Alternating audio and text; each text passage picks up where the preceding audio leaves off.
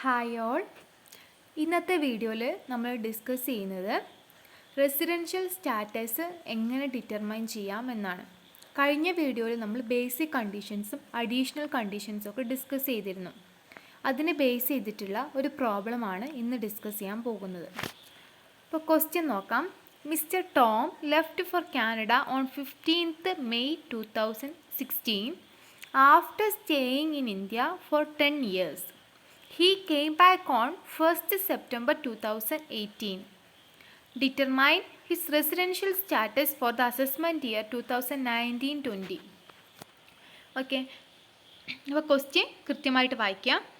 കാനഡയ്ക്ക് പോയത് May 15, 2016 May 15, 2016. പക്ഷേ പോയിട്ടുള്ളത് 10 വർഷം ഇന്ത്യയിൽ നിന്നതിന് ശേഷമാണ്. ഓക്കെ, അപ്പോൾ 10 വർഷം നിന്നിട്ട് ആണ് 2016 മെയ് 15 കാനഡയിലേക്ക് പോയിട്ടുള്ളത്. He came back on 1st September 2018. തിരിച്ച് കാനഡയിൽ നിന്ന് വന്നു എന്നാണ് 2018 സെപ്റ്റംബർ 1. അങ്ങനെയാണെങ്കിൽ റെസിഡൻഷ്യൽ സ്റ്റാറ്റസ് കണ്ടുപിടിക്കാനാണ് പറഞ്ഞത്. ഇവിടുത്തെ അസസ്മെൻറ്റ് ഇയർ ക്വസ്റ്റ്യനിൽ പറഞ്ഞിരിക്കുന്നത് 2019-2020 ആണ് പറഞ്ഞിട്ടുള്ളത്.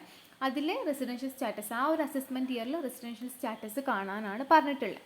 ഇപ്പോൾ റെലവൻറ്റ് അസസ്മെൻറ്റ് ഇയർ അതല്ല, ഇത് പ്രീവിയസ് ക്വസ്റ്റ്യൻ ആണ്. അതുകൊണ്ടാണ് അപ്പോൾ ഇതിലുള്ള അസസ്മെൻറ്റ് ഇയർ 2019-2020 ആണ് പറയുന്നത്. അപ്പോൾ അത് വെച്ചിട്ടാണ് നമ്മൾ പ്രോബ്ലം ചെയ്യാൻ പോകുന്നത്. ഓക്കെ, അപ്പോൾ ക്വസ്റ്റ്യനുള്ള ഡേറ്റുകൾ ഒന്ന് പ്രത്യേകം ഓർത്ത് വെക്കുക. അസസ്മെൻറ്റ് ഇയർ അപ്പോൾ 1st April 2019 മുതൽ 31st March 2020 വരെയാണ്. ഓക്കെ, ഈ പ്രീവിയസ് ഇയർ എന്ന് പറഞ്ഞാൽ നമുക്കറിയാം, നമ്മൾ റെസിഡൻഷ്യൽ സ്റ്റാറ്റസ് ഡിറ്റർമൈൻ ചെയ്യുക എന്നുള്ളതാണ് ക്വസ്റ്റ്യൻ. അതായത് ഓർഡിനറി റെസിഡൻ്റ് ആണോ, നോട്ട് ഓർഡിനറി റെസിഡൻ്റ് ആണോ, നോൺ റെസിഡൻ്റ് ആണോ എന്ന് നമ്മൾ കണ്ടുപിടിക്കണം.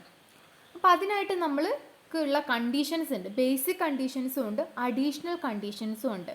എപ്പോഴാണ് ഒരാൾ ഓർഡിനറി റെസിഡൻ്റ് ആവുന്നത്, നോട്ട് ഓർഡിനറി റെസിഡൻ്റ് ആവുന്നത്, നോൺ റെസിഡൻ്റ് ആകുന്നത് എന്ന് നമ്മൾ കഴിഞ്ഞ വീഡിയോയിൽ പറഞ്ഞിട്ടുണ്ടായിരുന്നു. ഓക്കെ, അപ്പോൾ ബേസിക് കണ്ടീഷനും അഡീഷണൽ കണ്ടീഷനും നമ്മൾ ചെക്ക് ചെയ്ത് നോക്കണം. അപ്പോൾ ഇവിടെ ആദ്യം നമുക്ക് അറിയേണ്ടത് പ്രീവിയസ് ഇയർ ഏതാണെന്നാണ്. അസസ്മെൻറ്റ് ഇയർ 2019, 2020 ആകുമ്പോൾ പ്രീവിയസ് ഇയർ എന്തായിരിക്കും? 1st April 2018 മുതൽ 31st March 2019 വരെ ആയിരുന്നിരിക്കും. അപ്പോൾ പ്രീവിയസ് ഇയർ 2018-19 ആണ്. ഓക്കെ, ഇനി നമ്മൾ സൊല്യൂഷനിലേക്ക് പോവുകയാണ്. ആദ്യം നമ്മൾ എന്താണ് ചെക്ക് ചെയ്യേണ്ടത്? ബേസിക് കണ്ടീഷൻ ചെക്ക് ചെയ്യണം. അതിന് ശേഷമാണ് നമ്മൾ അഡീഷണൽ കണ്ടീഷൻ സാറ്റിസ്ഫൈ ചെയ്യുന്നുണ്ടോ എന്ന് ചെക്ക് ചെയ്യേണ്ടത്. അപ്പോൾ ബേസിക് കണ്ടീഷൻ എന്താ നമുക്കറിയാം. ബേസിക് കണ്ടീഷൻ എന്തായിരുന്നു? അതായത് ഇന്ത്യയിൽ പ്രീവിയസ് ഇയറിൽ 182 ദിവസം മിനിമം ഉണ്ടായിരുന്നിരിക്കണം. അതാണ് ബേസിക് കണ്ടീഷനിൽ ഒന്ന്. ഓക്കെ, പ്രീവിയസ് ഇയറിൽ ആ വ്യക്തി 182 ദിവസം ഉണ്ടായിരുന്നിരിക്കണം. രണ്ടാമത്, അതല്ലെങ്കിൽ പറഞ്ഞ വേറൊരു കണ്ടീഷനാണ് ബേസിക് കണ്ടീഷൻ. ഇന്ത്യയിൽ അറ്റ്ലീസ്റ്റ് 365 ദിവസം ഉണ്ടായിരുന്നിരിക്കണം. എങ്ങനെ? പ്രീവിയസ് ഇയറിന് മുമ്പുള്ള 4 വർഷത്തിൽ, പ്രീവിയസ് ഇയറിന് മുമ്പുള്ള 4 വർഷത്തിൽ 365 ദിവസം അറ്റ്ലീസ്റ്റ് ഉണ്ടായിരിക്കണം. പ്രീവിയസ് ഇയറിൽ 60 ദിവസം ഉണ്ടായിരിക്കണം. ഇതായിരുന്നു മറ്റൊരു ബേസിക് കണ്ടീഷൻ എന്ന് പറയുന്നത്. ഓക്കെ, അപ്പോൾ നമ്മൾ ഇവിടെ പറഞ്ഞു എന്താണ് പ്രീവിയസ് ഇയർ എന്ന്. 1st April 2018 മുതൽ 31st March 2019 വരെയാണ് പ്രീവിയസ് ഇയർ ആയിരുന്നു. അത് ആ ഒരു കാലമാണ് പ്രീവിയസ് ഇയർ എന്ന് പറഞ്ഞ് ഈ ക്വസ്റ്റ്യൻ അനുസരിച്ചിട്ട്. അപ്പോൾ ഈ പ്രീവിയസ് ഇയറിൽ നമ്മൾ ചെക്ക് ചെയ്യേണ്ട കാര്യം ബേസിക് കണ്ടീഷൻ, അതായത് ഒന്നെങ്കിൽ 182 ദിവസം ഉണ്ടോ നോക്കുക പ്രീവിയസ് ഇയറിൽ, അല്ലെങ്കിൽ നമ്മൾ പറഞ്ഞ മറ്റൊരു ബേസിക് കണ്ടീഷൻ ഉണ്ടല്ലോ, പ്രീവിയസ് ഇയറിന് മുമ്പുള്ള 4 വർഷം 365 ദിവസവും പ്രീവിയസ് ഇയറിൽ 60 ദിവസം ഉണ്ടോ നോക്കുക. അതിലേതെങ്കിലും ഒന്ന് ഈ ഒരു ടോമിൻ്റെ കേസിൽ സാറ്റിസ്ഫൈഡ് ആകുന്നുണ്ടോ എന്ന് ചെക്ക് ചെയ്യാം. അപ്പോൾ നമ്മൾ പ്രീവിയസ് ഇയർ മറന്ന പോലെ 1st April 2018 മുതൽ 31st March 2019 വരെ, അതാണ് നമ്മളിവിടെ ചെക്ക് ചെയ്യുന്നത്.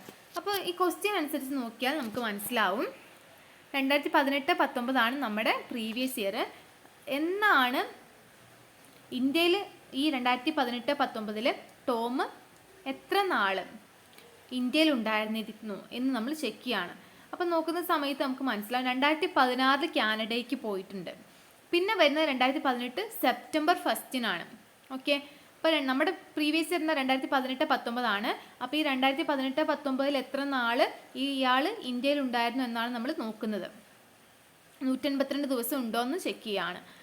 അപ്പോൾ ഇവിടെ 2018 ഏപ്രിൽ മുതലില്ല. കാരണം എന്നാ വരുന്നത് ഇന്ത്യയിൽ, കാനഡ പോയിട്ട് പിന്നെ തിരിച്ചു വരുന്ന 1 സെപ്റ്റംബർ 2018 ഓക്കെ. അപ്പോൾ 1 സെപ്റ്റംബർ 2018 ആൾ ഇന്ത്യയിൽ വന്നിട്ടുണ്ട്. തിരിച്ചു പോകുന്നതിനെ പറ്റി പിന്നെ ഒന്നും പറഞ്ഞിട്ടില്ല. അപ്പോൾ നമ്മൾ ഇന്ത്യയിൽ തന്നെ അതിനുശേഷം ഉണ്ടായിരുന്നു എന്ന് അസ്യൂം ചെയ്യാണ്. അപ്പോൾ അത് വെച്ചിട്ട് നമ്മൾ ബേസിക് കണ്ടീഷൻ ചെക്ക് ചെയ്യുമ്പോൾ സെപ്റ്റംബർ 1 വന്നു. അപ്പം ഇവിടെ നമ്മൾ ഡേയ്സ് കണക്കാക്കുമ്പോൾ വന്ന ദിവസവും പോയ ദിവസവും നമ്മൾ ഇൻക്ലൂഡ് ചെയ്യും. ഓക്കെ, വന്ന ദിവസവും പോയ ദിവസവും നമുക്ക് കണക്കിലെടുക്കാവുന്നതാണ്. അപ്പോൾ സെപ്റ്റംബർ 1 വന്നുവെങ്കിൽ 30 ദിവസം ആ മാസം അവിടെ ഉണ്ടായിരുന്നിരിക്കും.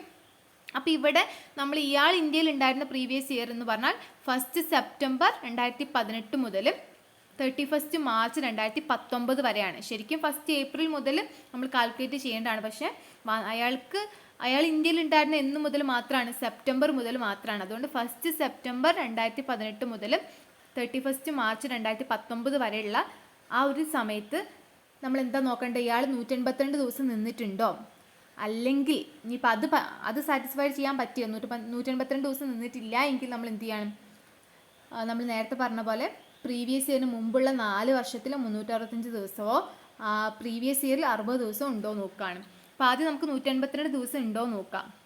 അപ്പോൾ സെപ്റ്റംബറിൽ 30 ദിവസം നമുക്ക് കൂട്ടാം, ഒക്ടോബർ 31, നവംബർ 30, ഡിസംബർ 31 ദിവസം, ജനുവരി 31, ഫെബ്രുവരി 28, മാർച്ച് 31. അങ്ങനെ ടോട്ടൽ എടുക്കും. മാർച്ച് 31 2019 പ്രീവിയസ് ഇയർ എൻഡ് ചെയ്യുന്നത്. അപ്പോൾ അവിടെ വരെ നമ്മൾ എടുത്തിട്ടുണ്ട് 212 ദിവസം ഇന്ത്യയിൽ ഉണ്ടായിരുന്നു, 212 ഡേയ്സ്. ഓക്കെ, നമുക്ക് എത്ര ദിവസം മിനിമം വേണമെന്ന് പറഞ്ഞത് 182 ഡേയ്സ് ആണ്, 182 ദിവസമാണ് മിനിമം വേണ്ട. അപ്പോൾ ഇയാൾ എത്ര ദിവസം നിന്നിട്ടുണ്ട്, 212 ദിവസം നിന്നിട്ടുണ്ട്.